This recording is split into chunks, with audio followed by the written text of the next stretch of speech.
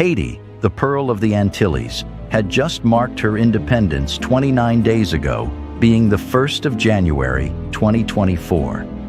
Jean-Jacques Dessalines, the then Emperor of Haiti, September 1758 to October 1806, led armies to defeat France to become the first free colonial society in 1804, January 1st. It was the greatest slave uprising since Spartacus. It was a powerful reminder that black liberation could be achieved. Haiti is not a story of rags to riches gone wrong. It is a canvas painted with both the fiery hues of revolution and the somber shades of struggle, where shadows cast by the West play a complex and nuanced role. To call Haiti a failure is to ignore the shackles forged in colonialism, the scars of intervention, and the whispers of a resilient spirit fighting for its own narrative. From the ashes of sugarcane and blood, Haiti, the first free black nation, rose in defiance. Yet, freedom came at a cost. France, the vengeful ex-colonial master, demanded an indemnity so crippling it choked the newborn nation's breath. This, the first in a long line of external burdens, saddled Haiti with a debt it would spend over a century toiling to repay. Across the ocean, whispers of a new empire stirred. The United States, draped in the cloak of manifest destiny, saw Haiti as a ripe banana in its Caribbean fruit salad. Invasions and occupations carved their scars onto the nation's map, leaving behind puppet regimes and a disillusioned populace. While pretentiously maintaining order, these interventions sowed the seeds of distrust and dependence, feeding the cycle of instability that would plague Haiti for generations. Today in this video, we are going to take a look at the role of the West on Haiti's failure as a nation. Before we continue, don't forget to support our works by at least hitting that like button before your view. Share information with your families and friends to keep spreading the enlightenment, and kindly subscribe to help in building the rising membership of this channel. Every support you give means a whole lot to us. Poverty and misery in Haiti are human-created. The root causes are the political and economic systems which have dominated Haiti for over 182 years. These oppressive factors come from the international community, especially France and the United States. However, the Haitian elite, comprising only 3% of Haitians, has been a major factor in creating and continuing these oppressive conditions. Causal roots are not visible. Rather, they are the basis of the more visible and immediate factors. Even the overt human rights abuses are not visible on a daily basis. However, the Duvalier years were especially bad. Tens of thousands of people died or disappeared. Hundreds of thousands more felt forced to flee their homeland and seek a safer life elsewhere. Nearly everyone in the country felt the terror of the Duvaliers and their tonton macoute, that is, government-sponsored thugs who beat or killed for dominance. Before Europeans arrived, pillaged and killed off the natives, Hispaniola was an island of splendid rainforests and fertile plains. Native Caribbeans inhabited and cultivated the island for centuries before Columbus arrived in 1492. The Spanish, and soon after, the French, saw a land of opportunity. Spain and France divided Hispaniola in 1697, where the western one-third of the island became Haiti, ruled by the French and the other side ruled by Spain, present-day Dominican Republic. The native population was decimated through warfare, slave labor, and European disease. Because the native population was largely killed, people were kidnapped by the hundreds of thousands from Africa and shipped to the island for slave labor. Some believe it was the world's taste for coffee that led to massive slave labor in Haiti. Haiti, once called the Jewel of the Antilles, was the richest colony in the world. In the 1750s, Haiti provided as much as 50% of the GNP of France. The French imported sugar, coffee, cocoa, tobacco, cotton, indigo, and other exotic goods. In France, products were refined, packaged, and sold all over Europe. Incredible fortunes were made from this tiny colony on the island of Hispaniola. How could Haiti have once been the source of such wealth and today be the poorest country in the Western Hemisphere? How could this land that was once so productive be semi-barren? How did the jewel of the Antilles become a place where women and children sleep in fear? Following the assassination of the Haitian president in the month of July 1915, President Woodrow Wilson sent the United States Marines into Haiti to restore order and maintain political and economic stability in the Caribbean. This occupation continued until 1934. The United States government's interests in Haiti existed for decades prior to its occupation. As a potential naval base for the United States, Haiti's stability concerned U.S. diplomatic and defense officials who feared Haitian instability might result in foreign rule of Haiti. In 1868, President Andrew Johnson suggested the annexation of the island of Hispaniola, consisting of Haiti and the Dominican Republic, to secure a U.S. defensive and economic stake in the West Indies. From 1889 to 1891, Secretary of State James Blaney unsuccessfully sought a lease of Moly St. Nicolas, a city on Haiti's northern coast strategically located for a naval base. In 1910, President William Howard Taft granted Haiti a large loan in hopes that Haiti could pay off its international debt, thus lessening foreign influence. The attempt failed due to the enormity of the debt and the internal instability of the country. France, as the former colonizer of Haiti, retained strong economic and diplomatic ties with the Haitian government. In the 1824 Franco-Haitian Agreement, France agreed to recognize Haitian independence if Haiti paid a large indemnity. This kept Haiti in a constant state of debt and placed France in a position of power over Haiti's trade and finances. Let us hear what the historian Professor Marlene L. Doubt has to say about France's extortion of Haiti. She calls it the greatest heist in history. After enduring decades of exploitation at the hands of the French, Haiti somehow ended up paying reparations to the tune of nearly $30 billion in today's money. This was in addition to the cruel slavery they had suffered. How does that sound?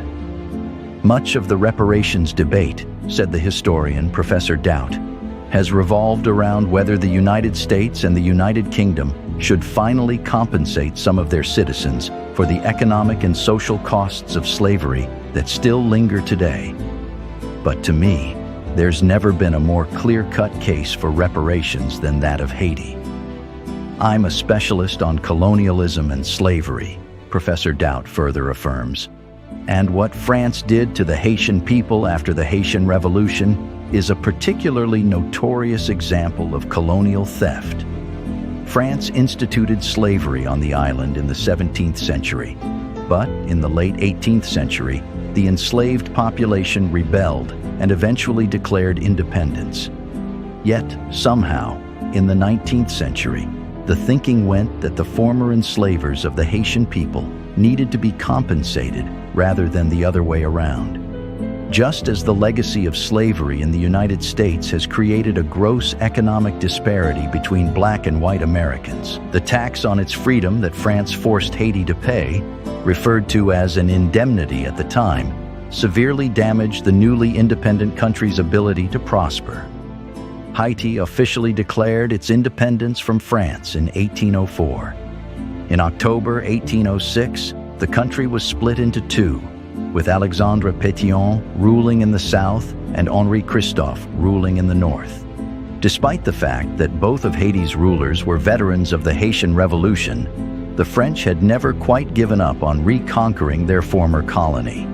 In 1814, King Louis XVI, who had helped overthrow Napoleon earlier that year, sent 3 commissioners to Haiti to assess the willingness of the country's rulers to surrender. Christophe, having made himself a king in 1811, remained obstinate in the face of France's exposed plan to bring back slavery.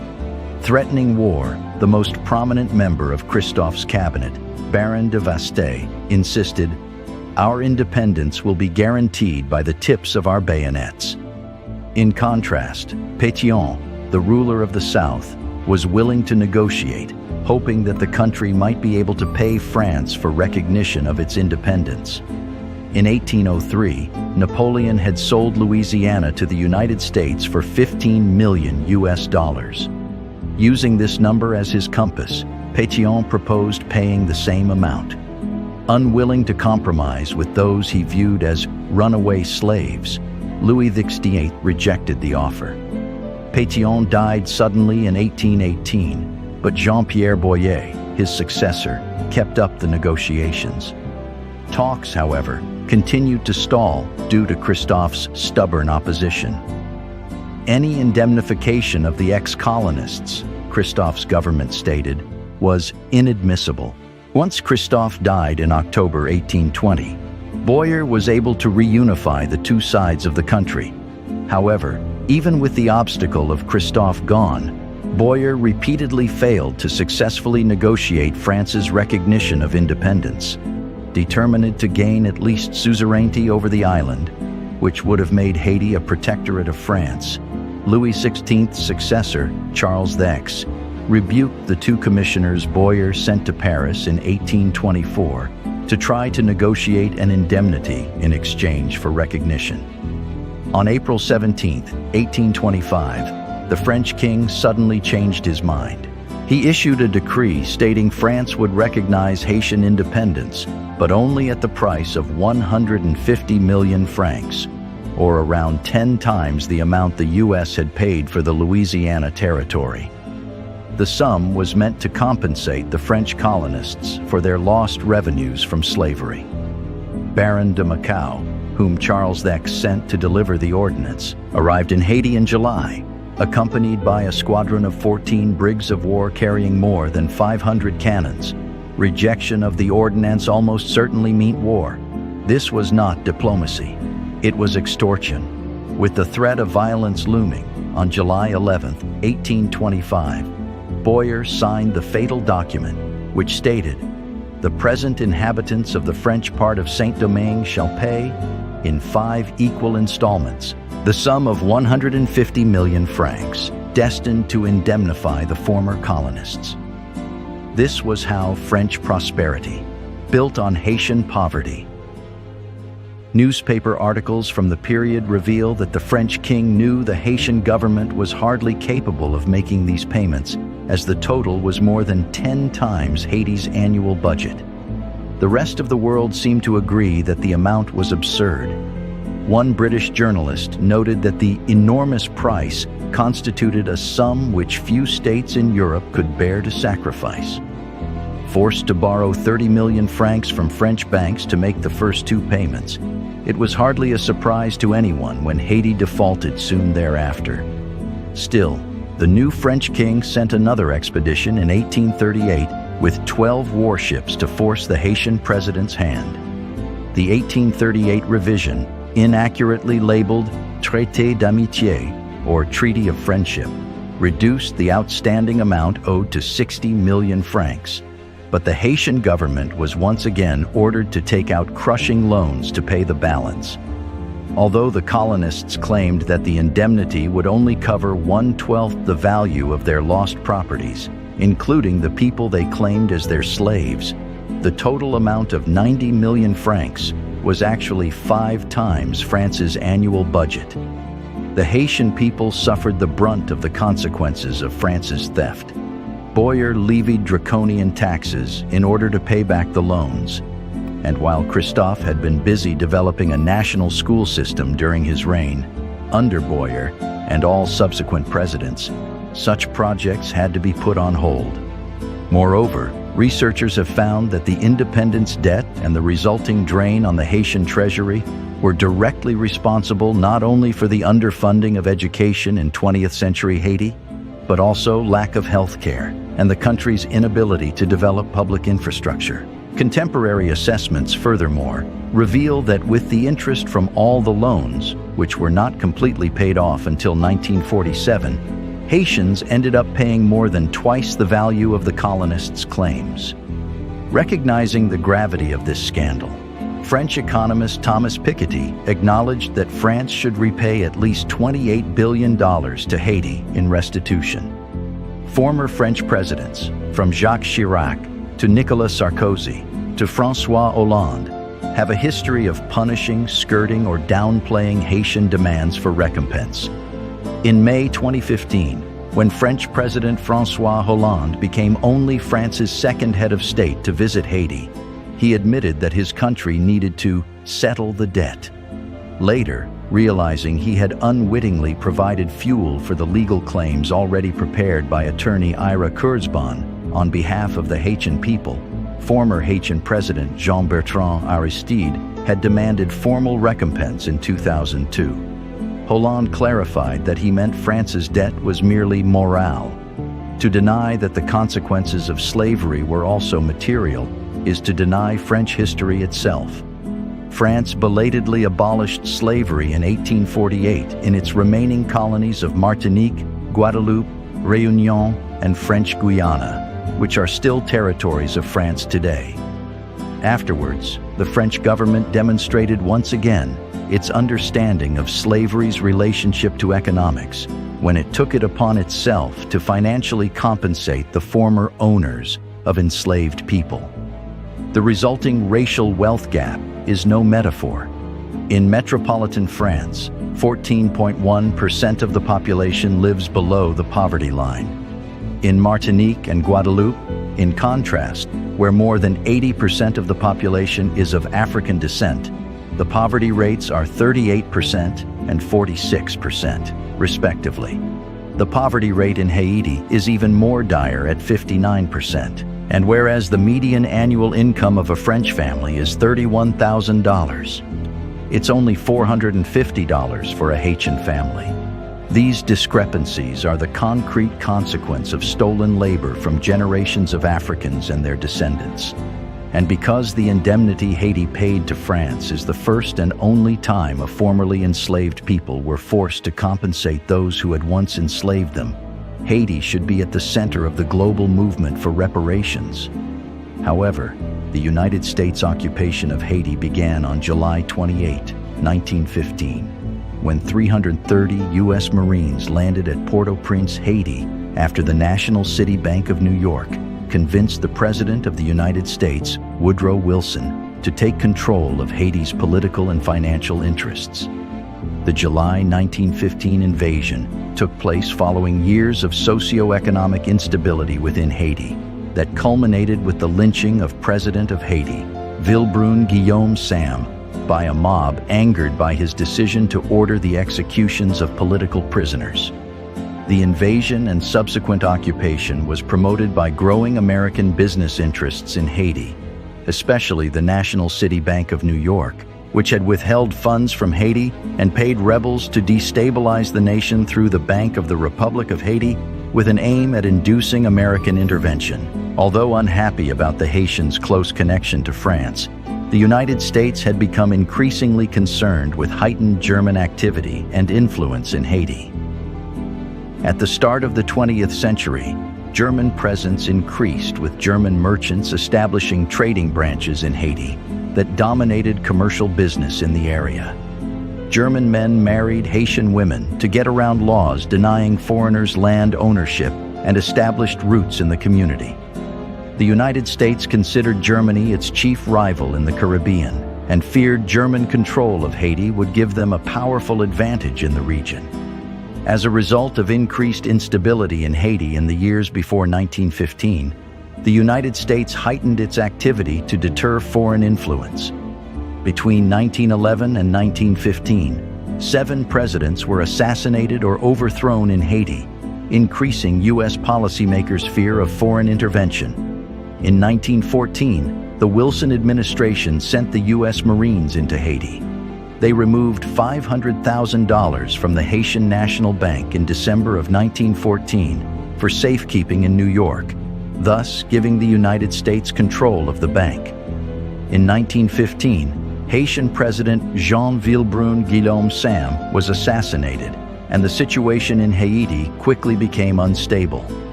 In response, President Wilson sent the U.S. Marines to Haiti to prevent anarchy. In actuality, the act protected U.S. assets in the area and prevented a possible German invasion. The invasion ended with the Haitian-American Treaty of 1915. The articles of this agreement created the Haitian Gendarmerie, essentially a military force made up of U.S. citizens and Haitians and controlled by the U.S. Marines. The United States gained complete control over Haitian finances and the right to intervene in Haiti whenever the U.S. government deemed necessary. The U.S. government also forced the election of a new pro-American president, Philippe Soudre d'Artiganave, by the Haitian legislature in August 1915. The selection of a president that did not represent the choice of the Haitian populace increased unrest in Haiti. Following the successful manipulation of the 1915 elections, the Wilson administration attempted to strong-arm the Haitian legislature into adopting a new constitution in 1917. This constitution allowed foreign land ownership, which had been outlawed since the Haitian Revolution, as a way to prevent foreign control of the country. Extremely reluctant to change the long-standing law, the legislature rejected the new constitution. Lawmakers began drafting a new anti-American constitution, but the United States forced President d'Artiganave dissolve the legislature, which did not meet again until 1929. Some of the gendarmerie's more unpopular policies, including racial segregation, press censorship, and forced labor, led to a peasant rebellion from 1919 to 1920. The U.S. Senate sent an investigative committee into Haiti in 1921 to examine claims of abuse, and subsequently, the U.S. Senate reorganized and centralized power in Haiti. After the reorganization, Haiti remained fairly stable, and a select group achieved economic prosperity, though most Haitians remained in poverty. In 1929, a series of strikes and uprisings led the United States to begin withdrawal from Haiti. In 1930, U.S. officials began training Haitian officials to take control of the government. In 1934, the United States, in concert with President Franklin D. Roosevelt's Good Neighbor policy, officially withdrew from Haiti while retaining economic connections. Haiti's economic and social development continues to be hindered by political instability, increasing violence, and unprecedented levels of insecurity, which exacerbate fragility. Haiti remains the poorest country in the Latin America and the Caribbean (LAC) region, and among the poorest countries in the world. In 2022, Haiti had a GDP per capita of $1745.9 and a Gini index of 41.1. On the United Nations Human Development Index, Haiti ranked 163 out of 191 countries in 2022. Amid the lingering political and institutional crisis, high vulnerability to natural hazards, coupled with violent gangs vying to gain control over business districts, the economy contracted for 4 consecutive years by 1.7% in 2019, 3.3% in 2020, 1.8% in 2021, and 1.7% in 2022. GDP is expected to contract by 2.5% in FY23. In the baseline, growth is expected to firm up into positive territory with a rebound of 1.3% in 2024, assuming the stabilization of the political context and improvements in security. In such a context, past gains in poverty reduction have been undone. While recent poverty data are unavailable, the latest high-frequency phone survey, HFPS, fielded in March 2023, indicates that 2/3 of households experienced a reduction in their income, which is partly explained by a deterioration in labor market conditions and a drop in remittances from abroad. Only 38% of HFPS respondents in March 2023 reported working in the past week, compared to 46% at the end of 2021. Moreover, 40% of households reported a reduction in remittances relative to the previous month, and over half reported a decrease in help from family and friends. In line with these results, World Bank estimates show that in 2023, poverty likely increased to 34% at $2.15 per day, international poverty line, and 63% at $3.65 per day. Sadly, Haiti remains one of the most vulnerable countries worldwide to natural hazards, mainly hurricanes, floods, and earthquakes. More than 96% of the population is exposed to these types of shocks. On August 14, 2021, an earthquake measuring magnitude 7.2 on the Richter scale struck the southern region of Haiti, an area where approximately 1.6 million people live.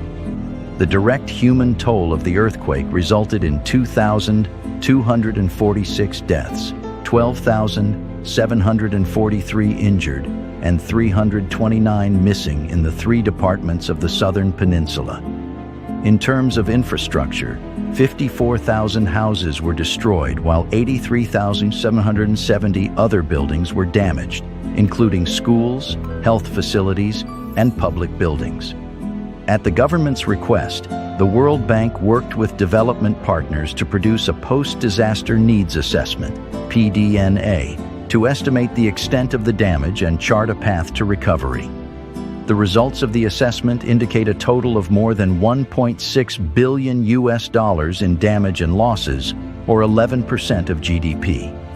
The same region was impacted in 2016 by Hurricane Matthew, which caused losses and damages estimated at 13% of the 2015 GDP, and the 2010 earthquake, which killed approximately 250,000 people and decimated 67% of the country's GDP.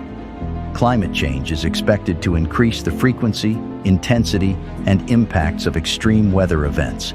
And Haiti, while making some progress, still lacks adequate preparedness and resilience building mechanisms.